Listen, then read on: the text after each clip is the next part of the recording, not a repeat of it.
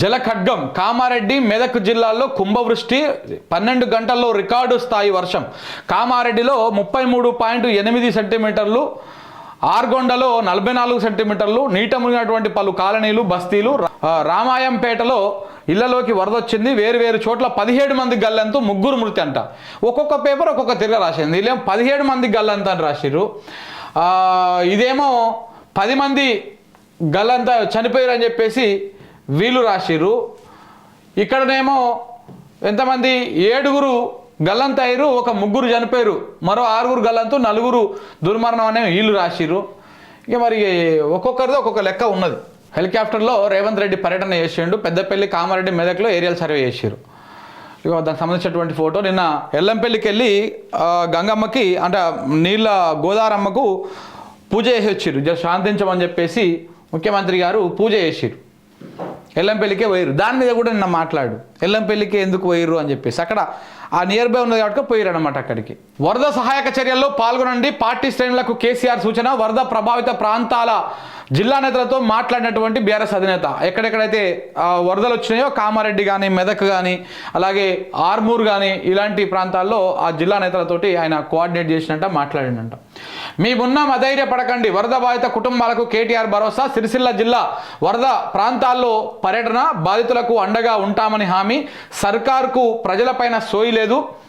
వర్షాలతో అల్లాడుతుంటే ప్యాలెస్లో రేవంత్ రెడ్డి గారు మీటింగ్లు పెట్టుకున్నాడు. అప్రమత్తంగా ఉంటే ఇంత నష్టం జరిగేది కాదు. రాష్ట్రానికి సంబంధించి హెలికాప్టర్లు బీహార్ ఎన్నికల ప్రచారం కోసం తిరుగుతున్నాయి. హెలికాప్టర్ సమయానికి రాక పలువురు గల్లంతయ్యారు అని చెప్పేసి సిరిసిల్ల పర్యటనలో కేటీఆర్ గారు మాట్లాడినటువంటి వ్యాఖ్యలు. ఇక అలాగే ఇటు హెలికాప్టర్లు పెళ్లిల కోసమేనా? అగో ఇది ప్రజలను కాపాడేందుకు వాడరా? సహాయం అందక 2 చనిపోయారు. ప్రజల ప్రాణాలు ప్రభుత్వానికి పట్టవా? వర్షాలతో జనం ప్రాణాలు పోతుంటే సుందరీకరణ పైన రివ్యూలు చేస్తారా? వరద నివారణ చర్యల్లో ప్రభుత్వం విఫలమైంది. మెదక్ జిల్లా వరద ప్రభావిత ప్రాంతాల్లో హరీష్ రావు పర్యటించారు. నిన్న కొంత ఆయన ఎమోషనల్ కూడా అయింది ఆ ప్రాంతంలో. ఎందుకంటే 2 ఆటోలో కూర్చున్నారంట. వాళ్ళ స్కూల్ పిల్లల్ని తీసుకురావడానికి ఆటో డ్రైవరు, ఒక వ్యక్తి, 2 అలా కూర్చుంటే ఆ 2 ఈ వరదకు కొట్టుకపోయారు. వాళ్ళు చనిపోలే వెంటనే. వాళ్ళిద్దరూ కొట్టుకపోయి ఒక విద్యుత్ స్తంభాన్ని పట్టుకొని ఉన్నారు. దాదాపు 4 గంటలు వెయిట్ చేసిరంట విద్యుత్ స్తంభం మీద. వరద ప్రవాహం పెరగడంతో ఆ స్తంభం కూడా కూలిపోయి వాళ్ళు నీళ్ళలో పడిపోయి వాళ్ళు ఎక్కడ కొట్టుకపోయారో ఇప్పటిదాకా. ఒక ఆయన డెడ్ బాడీ దొరికింది, ఇంకొక ఆయనది ఆచూకీ లేదు. ఇప్పటిదాకా ఆయన గల్లంతే అయిపోయింది. ఇది వరదలకు సంబంధించినటువంటి అంశము. ఇక ప్రజలు అప్రమత్తంగా ఉండాలి, ఎలాంటి భయం అవసరం లేదు. ప్రజల భద్రతే మా ప్రథమ కర్తవ్యం. నిరంతరం కేంద్ర నేతలతో సంప్రదింపులు. వరద మృత్యుల కుటుంబాలకు నా సానుభూతేనా? ఏమన్నా కేంద్రం నుంచి సహాయం తీసుకొచ్చే ప్రయత్నం ఏమైనా ఉందా? ఇప్పుడు బీజేపీ కేంద్రంలో అధికారంలో ఉన్నది. రాష్ట్రంకి వెళ్ళి 8 మంది బీజేపీ ఎంపీలు ఉన్నారు, అలా 2 కేంద్ర మంత్రులు ఉన్నారు. మరి ఇంత ఉన్నారు. ఇప్పుడు కేంద్ర ప్రభుత్వానికి కూడా 8 మంది అంటే చాలా హై ఫిగరే. ఎందుకంటే వాళ్ళకు పూర్తిగా బీజేపీకి పూర్తి స్థాయిలో మ్యాజిక్ ఫిగర్ రాలే. ప్రతి ఎంపీ సీటు ఇప్పుడు వాళ్ళకి ముఖ్యమే. తెలంగాణ నుంచి 8 మందిని ఇచ్చిర్రు అంటే తెలంగాణ ప్రజలు బీజేపీకి నమ్మి ఓటేసినప్పుడు, తెలంగాణకు ఆపద వచ్చినప్పుడు ఆ 8 మంది బీజేపీ కేంద్ర ప్రభుత్వము కొంత సాయం చేయాలి కదా. మరి కామారెడ్డి, మెదకు, ఇప్పుడు నిర్మలు, మీరు ఇక్కడ చూడండి, అబ్జర్వ్ చేయండి. కామారెడ్డి బీజేపీ సంబంధించినటువంటి ఎమ్మెల్యేనే ఉన్నాడు అక్కడ. ఆయన ఏడ కనపడతలేడు అసలు. నిన్న కనపడ్డాడా ఆయన?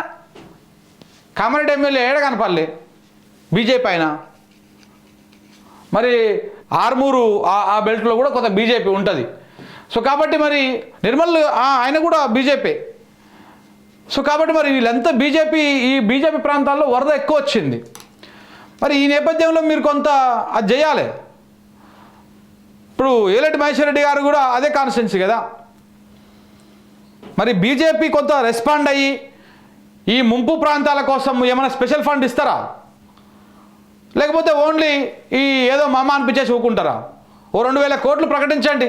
తెలంగాణ రాష్ట్రంలో వరదలు వచ్చినాయి, ఆ వరద కింద ఆ నష్టానికి ఒక 2,000 కోట్లు కేంద్రం నుంచి సాయం ప్రకటిస్తే కొంత అది రికవరీ అవుతాయి. అవి ఓన్లీ ఓట్లప్పుడు మాత్రమే. బీజేపీ నాయకులారా, ఇప్పుడు మీరు ఆ ప్రాంతంలో గెలిచినటువంటి వాళ్ళు కానీ, ఈ రాష్ట్రంలో ఉన్నటువంటి 8 మంది ఎంపీలు, 2 కేంద్ర మంత్రులు, 8 మంది ఎమ్మెల్యేలు, వీళ్ళందరూ బీజేపీ నుంచి గెలిచిరు.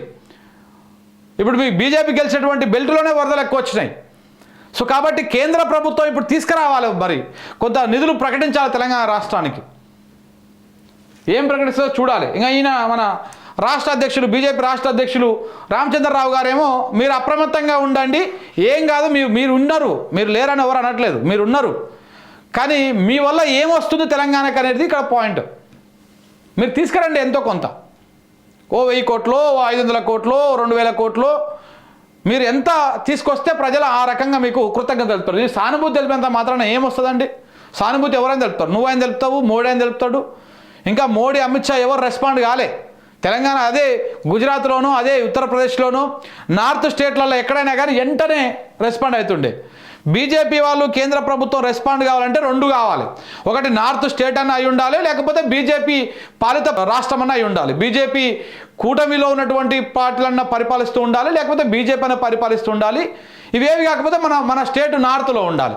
అప్పుడు ఏమవుతుంది, వెంటనే రెస్పాండ్ అవుతారు, డబ్బులు కూడా వెంటనే వచ్చేస్తాయి. ఇట్లా అదే దక్షిణ భారతదేశంలో బీజేపీ పాలిత రాష్ట్రాలు కాకుండా ఉంటే మాత్రం రెస్పాండ్ కారు అంత ఈజీగా. అయినా కానీ ఏదో సవతి తల్లి ప్రేమ అన్నమాట, ఎడవ చేతితో తీసి పడేస్తారు, ఇంత ఏదో ఇంకా తీసుకోండి ఇవి మాత్రం అని చెప్పేసి. మీరు చేయాల్సింది అది. మీరు ఇప్పుడు బీజేపీ వాళ్ళ మీదే ప్రధానం. ఇప్పుడు ఇటు కాంగ్రెస్కి ఎంత బాధ్యత ఉన్నదో బీజేపీ వాళ్ళకు కూడా అంతకంటే ఎక్కువ బాధ్యత ఉన్నది. 100% బీజేపీ వాళ్ళు రాష్ట్రానికి ఆపద వచ్చినప్పుడు కొంత ముందుండి కేంద్రం నుంచి నిధులు తీసుకురావడం కోసం ప్రయత్నాలు చేయాలి. చాలా ఇన్ఫ్లుయెన్స్ పీపుల్ ఉన్నారు కదా, కేంద్ర మంత్రి కిషన్ రెడ్డి గారు అయితేంది, బండి సంజయ్ గారు అయితేంది, ధర్మపురి అరవింద్ గారు అయితేంది, రఘునందన్ రావు గారు అసలు పత్తకలేరు. మెదక్లో అంత వరదలు వచ్చి ఉంటే ఎంపీ గారు అసలు ఏడ కనపడతలేరు. కనపడాడు ఆయన, ఏనో ఒక 2 చోట్ల ఆడ కనపడాడు. అట్లా మరి తీసుకురావాలి, నిధులు తీసుకొచ్చి కొంత ఆ ప్రాంతాన్ని ఆదుకోవాల్సినటువంటి అవసరం ఉంది, ఆ ప్రజలని.